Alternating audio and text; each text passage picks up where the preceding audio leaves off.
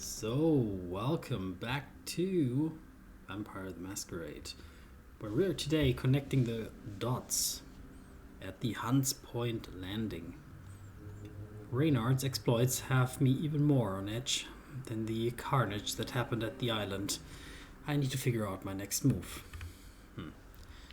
Alright, that's the only thing that we can do. Then, let's do it.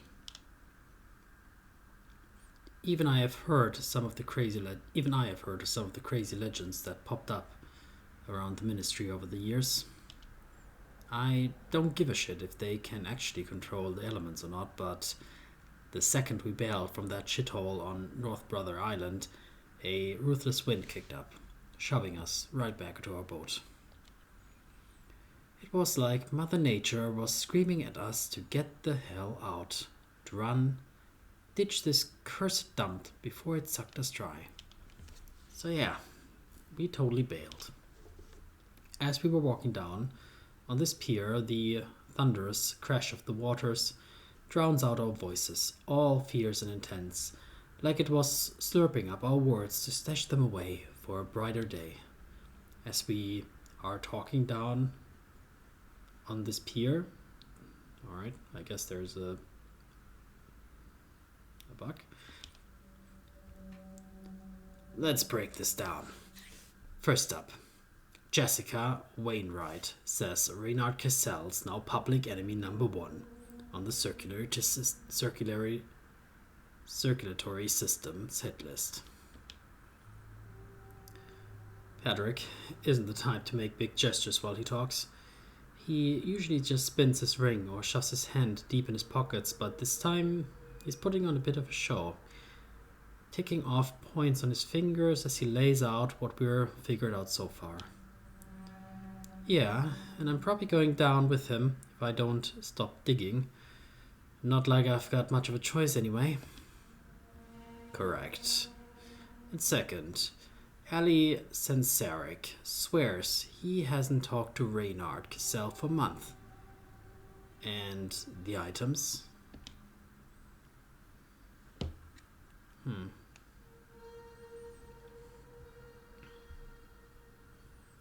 feel like, I don't know. I don't know if I can trust him that much. Well, let's be an open book for him. Yeah, items. Sounds about right. Right. The items you arranged for Sensaric through Cassell haven't shown up yet. He's also developed a rather intense, almost obsessive interest in the antediluvians, but his objectives and reasons are still a mystery. I just quietly nod along. Reynard Cassell has been MIA in New York City for the past few nights, despite having meetings lined up. He goes quiet for a bit, spinning his rings like he's trying to tether his thoughts to something solid. In all honesty, none of this sounds promising. Not for finding him, and definitely not for his safety.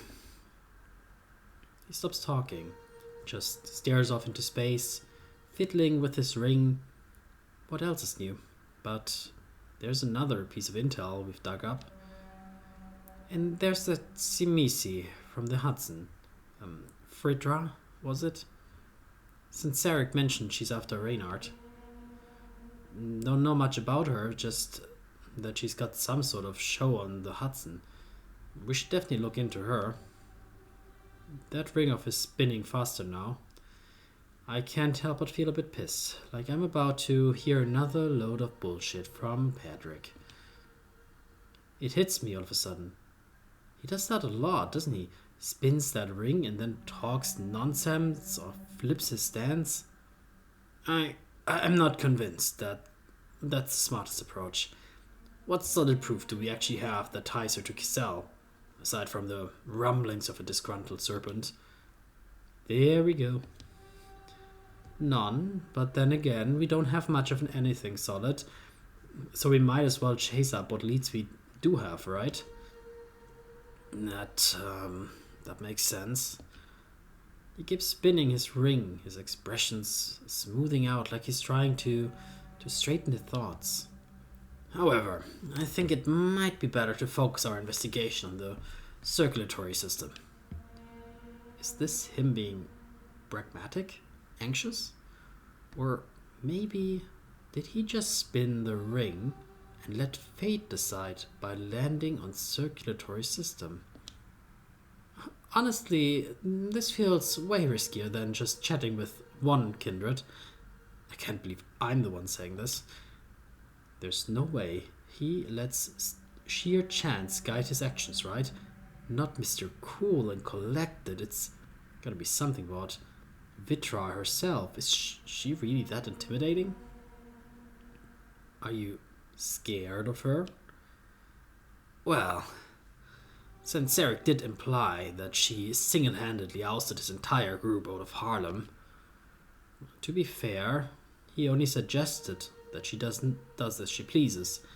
He's not a fan of hers because she really stepped on his toes. He turns away and spins his ring faster while a realization dawns on me. From what little I know, it's out of character for him to be scared of something he hasn't ever met. Hold on. Do you know her? Like, personally? I don't. Well, I've heard of her. Spin. Word gets around quickly.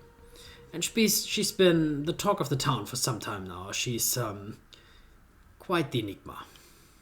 Spin. No one knows where she came from or why she chose New York, only that she invades territories and stands her ground decisively. Spin. And what unknown element is precisely what makes her a threat? Spin. I'm so tempted to rip that fucking ring off his finger and smash it to the pieces. I shut my eyes and grit my teeth, thinking to concentrate.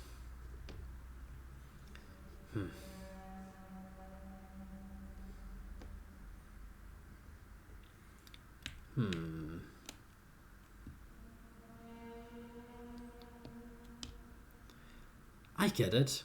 You're being cautious, but I'm not really in a position to do that around a potential lead.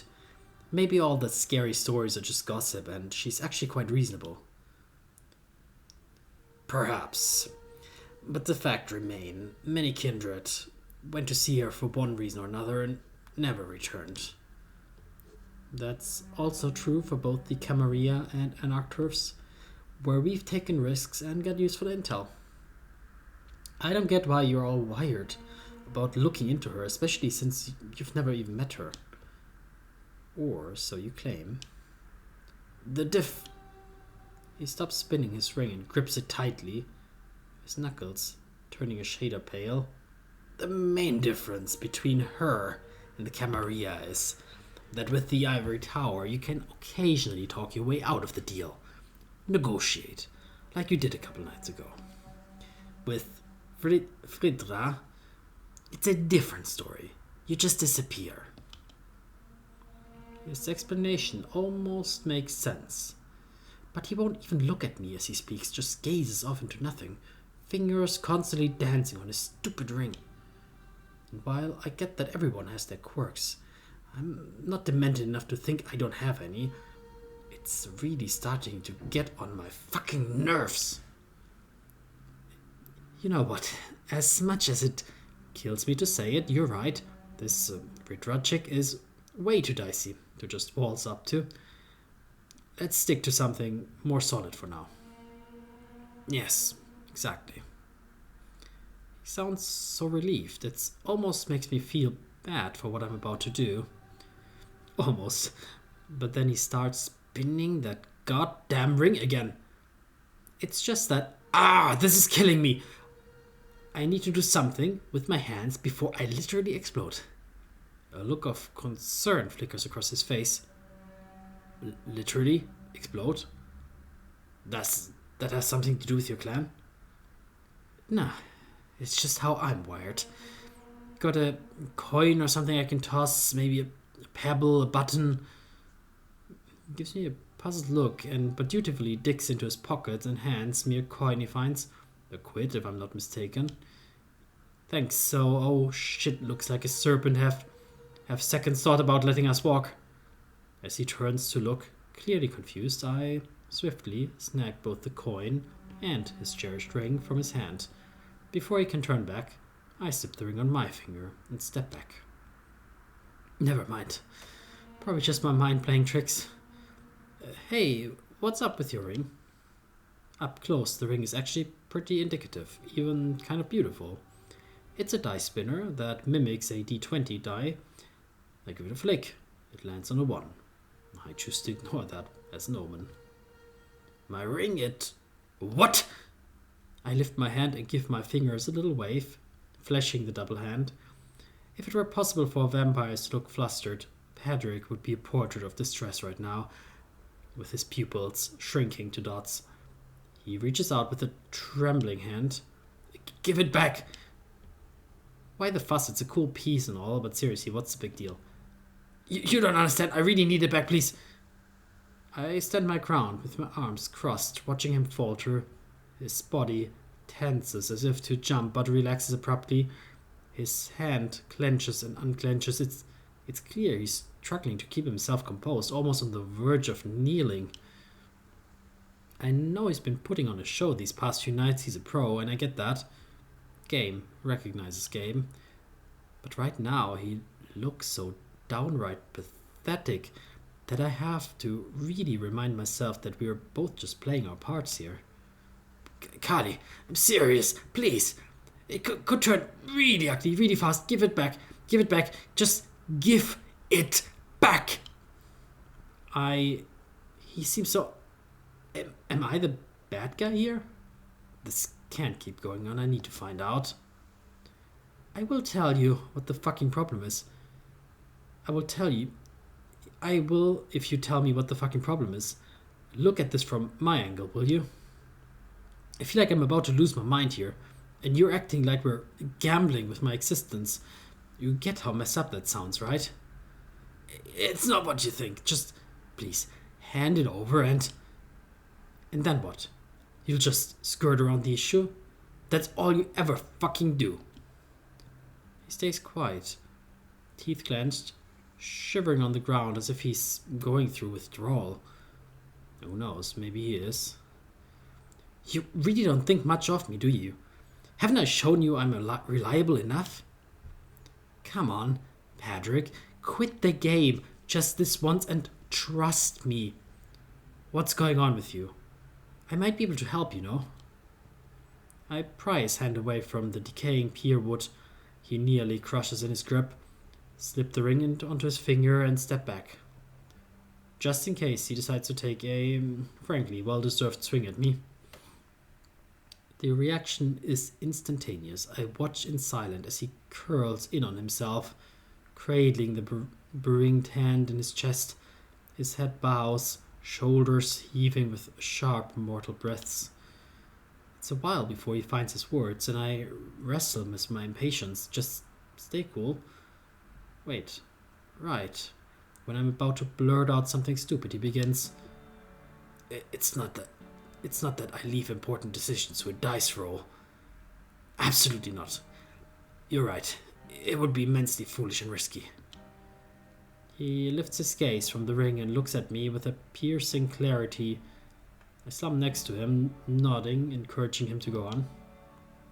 This ring, I consider it my lifeline. It keeps me from drowning in my relentless flood of voices in my head. It doesn't shut them up entirely, but it dampens them, makes them manageable, subdued. Wait a minute. Is this why I've been so obsessed with those inner voices and their duskborn, Sina? Yes. I'm searching for a more lasting fix than just this temporary one. Or at least for some clarity. Clarity on what? On what these voices actually represent. You don't know? I know. I've known these voices as long as I can remember. I understand why they grew stronger. after my embrace, but I also know they're not like what others experience. Pádraig, I'm already lost. What others are you talking about? He falls silent for a long stretch, the ring on his finger twitching incessantly, a truly irksome sight. I might have to look away or I'll be tempted to yank it off his hand again. I'm a Malkavian, Kali. The whole cative act is just a facade. Okay. And his gaze narrows on me, tinged with suspicion. You don't seem too shocked. I mean, what are we if not the secrets we keep? Kali isn't even my real name, you know? Huh? What do you really go by then? Slow down, Turbo. We're still unpacking your little masquerade here. What's up with that? Why the pretense, you mean? Yeah, that. I get the gist, but I'm curious about the deeds. The deeds are the Malkavian aren't exactly the crowd favorites. Particularly those among us with a uncanny insight into the future. No skills to conceal it. Wait. Hold up. You're telling me you can see the future? No. Nothing so esoteric. I get feelings, hunches, occasional whispers, offering me a glimpse of what might be. Sounds pretty nifty to me. Believe me, it's anything but. It's impossible to tell if those whispers mean well for me or spell trouble for everyone around me. Wait, so your own voices are screwing with you? Yes. That's seriously messed up. No response. I take it as silent agreement. So, those whispers, did they tip you off that time when you saved those anarchs 2 years back? He seems surprised that I remember his little confession. In a way, I was pretty lucky. Lucky to guess right, and lucky that Tor cut me some slack for my erratic talent. The room falls quiet. I nod silently, piercing together our conversation in my head, everything clicking into place except one nagging question. But if you understand these voices and their origins, why obsess over dissecting them? I hear many voices, each of them distinct, but also the same. It's difficult to explain. But among them is one that's elusive. It doesn't come from a known place. Can't be quieted, not even by my ring. I need to uncover its source and purpose. So it's nastier than the others? Not exactly, just enigmatic, and there's only one. He pauses, his fingers twitching towards the cursed ring he often fiddles with, and then changes whatever he's intent to say mid-word. Nobody seems to know a damn thing about it. I squint at him, suspicion tightening my features. You're holding out on me again. Of course I am. I'm open about that. It's impossible to share everything one knows about oneself. I find that fascinating, don't you? No matter how transparent you try to be, there's always aspects of your life you keep to yourself, intentionally or not. The nuances of our situations. What a load of crap. I mentally check out for a bit, then cut him off from his philosophical rambling. Cool it, Gandalf. Keep your secrets. Just remember, I'm not letting fate roll the dice for me. We already have one reckless idiot in this team, and that's me. He seemed stunned, but in the end, tosses me a small but genuine smile. Thank you, truly. Had I known you'd be so understanding, I'd have opened up sooner. I apologize for misjudging you, Kali. Apology accepted. Thank you for telling me. Even was under duress. I am... Right, yes. So, shall we go back to the important matters at hand?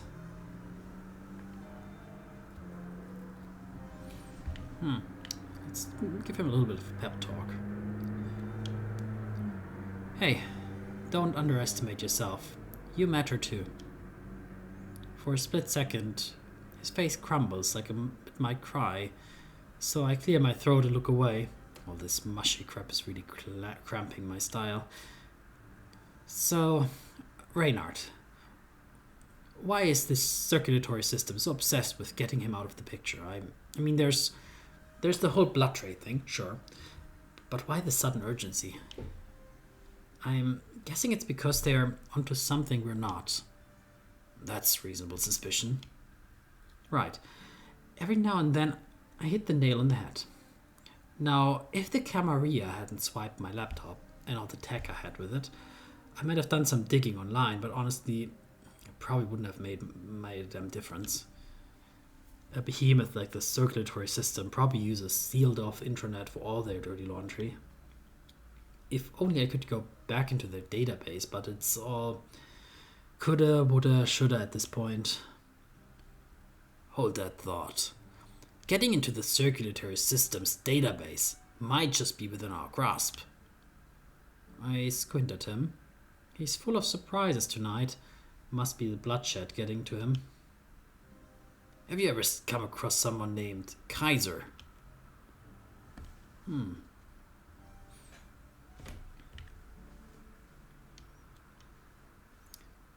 I might have caught wind of him. Isn't he the slick sharky guy? It would be prudent to avoid discussing his appearance, especially in his presence. Kaiser is quite the figure here in New York, or to be more precise, a veritable eminence Greece. His influence extends everywhere, like a spider's web. There's little he doesn't know, even with the recent altercations with the La Sombra Primogen. What happened? What altercation? I'm not privy to the particulars, only that it profoundly disturbed Kaiser. Huh, that Primogen sounds pretty cool. I should definitely not meet with them then. I don't want no altercations. I doubt you have much say in whether the Primogen chooses to seek you out. Anyhow, if we want to operate under the Camarilla's radar, Kaiser's our kindred. Yeah, but hooking up with someone like that, I mean, I'm not even planning to stick around New York for long. Piling up debts while hunting for my sire sounds like enough of a nightmare. That is fair. Well then, we don't have any other... Hold up, what about that Malkavian Savant? Word on the street is she's pretty slick with intel. You know her, right? From clan to clan? You mean Hope, the CEO of Double Spiral?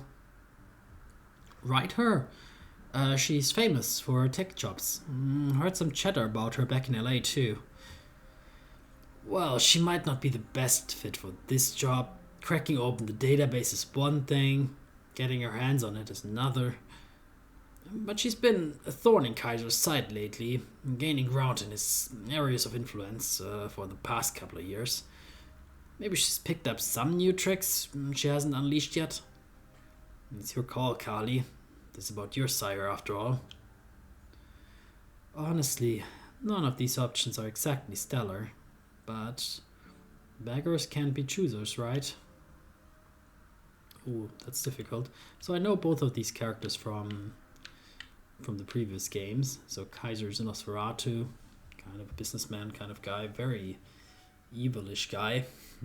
Hope is a crazy Malkavian, but she's fun. Whew. I mean, Kaiser is the more serious lead for sure to find him, but Hope could also be theoretically helpful, potentially. Who knows, but she's pretty crazy.